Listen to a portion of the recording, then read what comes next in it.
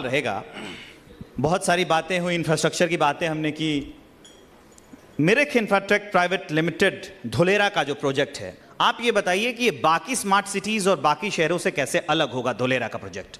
तो सबसे पहले मैं बात करना चाहूँ तो स्मार्ट सिटी के लिए, तो उससे पहले हम अगर पास्ट में जाकर के देखते हैं कि प्लांट सिटी, अगर प्लांट सिटी में सबसे पहले राजस्थान में जयपुर हुआ था जो महाराजा जय सिंह जी ने किया था, उसके बाद में चंडीगढ़ हुआ, और अभी जो प्लांट जो सिटी है अभी एडवांस हो गया, अभी प्लांट स्मार्ट सिटी हो गया है।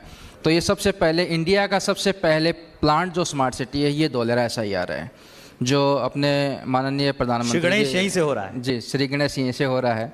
और ये इनका शुभारंभ करने का वैसे अगर श्रेय जाता है तो अपने माननीय प्रधानमंत्री मोदी जी को जाता है, जो उन्होंने इनकी शुरुआत की थी। सर, जब हम स्मार्ट सिटी की बात करते हैं तो इसको बनाने वाली कंपनीज होती हैं जी, आमतौर पे देखा गया है कि प्राइवेट कंपनियां इसको बनाती हैं जी। तो मेरा सवाल अगला ये है कि स्मार्ट सिटी बनाने में जो प्राइवेट कंपनियां हैं उनकी क्या भूमिका है, और सरकार और प्राइवेट सेक्टर मिलकर इसको कैसे बेहतर बना सकते हैं अपने कोऑर्डिनेशन से।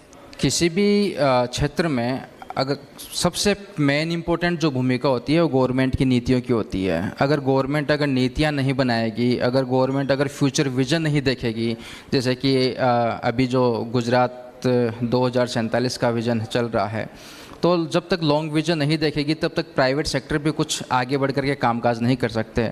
लेकिन फिर भी PPP मॉडल पे, पब्लिक प्राइवेट पार्टनरशिप पे कामकाज चालू है।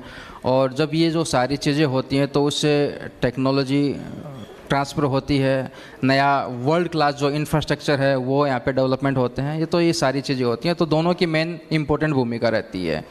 सर, भूमिका तो आपने बता दी, लेकिन जब ऐसे स्ट्रक्चर बनते हैं, जब ऐसी बिल्डिंग बनती है, जब ऐसी इमारतें बनती हैं, जब ऐसे इंफ्रास्ट्रक्चर तैयार किए जाते हैं, तो आजकल एक बड़ा मुद्दा है, मैं खुद आ रहा हूं दिल्ली से, दिल्ली में प्रदूषण बड़ा मुद्दा है, तो इसको कैसे बनाया जाए कि अपने पर्यावरण को बचाए। खास करके मैं आपको धुलेरा प्रोजेक्ट के बारे में पूछूंगा कि इसका निर्माण कैसे किया जाए कि वो इको फ्रेंडली हो, और पर्यावरण को बनाए रखने के लिए आपका ये जो धुलेरा प्रोजेक्ट है वो कैसे काम कर रहा है, कैसे सहायक होगा।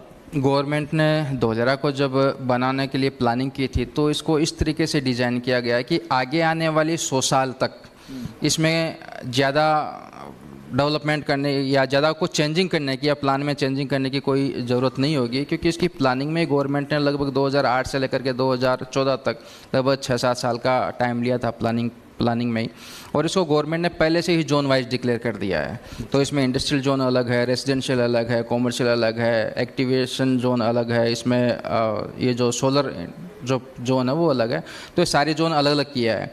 और यहाँ पे अगर हम बातचीत करते हैं कि एक अच्छी सिटी के लिए, तो जैसे कि आप दिल्ली की बातचीत कर रहे हो तो वहाँ पे पोल्यूशन ज़्यादा है, तो यहाँ पे गवर्नमेंट ने सोलर जो एनर्जी है उसके ऊपर ज़्यादा जोर दिया गया है। ग्रीन एनर्जी है उसके लिए दिया गया है। फिर यहाँ पे अगर हम इलेक्ट्रिक मोबिलिटी है उसके ऊपर ज़्यादा जोर दिया गया है। तो गवर्नमेंट काफ़ी कुछ इन चीज़ों में पहले एडवांस में ही प्रिपेयर करके कामकाज कर रही है।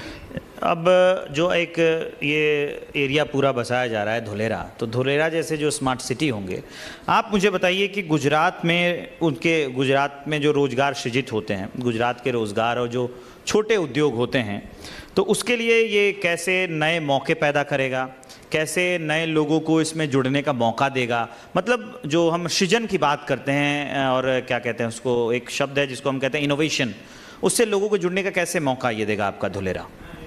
अगर धुलेरा में बातचीत करूं तो किसी भी सिटी में डेवलपमेंट होने के लिए वहाँ पे इंडस्ट्रियाँ मेन इम्पोर्टेंट होती है। और यहाँ पे हम बात करते हैं इंडस्ट्रियों की, तो गवर्नमेंट ने इसको सेमिकॉन सिटी के रूप में इसको डेवलप कर रही है अभी। और सेमिकॉन इंडस्ट्री में आती है तो फिर गवर्नमेंट इसमें बहुत सारी चीज़ें हैं, जैसे कि गवर्नमेंट को सब्सिडी वगैरह है, इनको कंपनियों को सब्सिडी वगैरह दे रही है।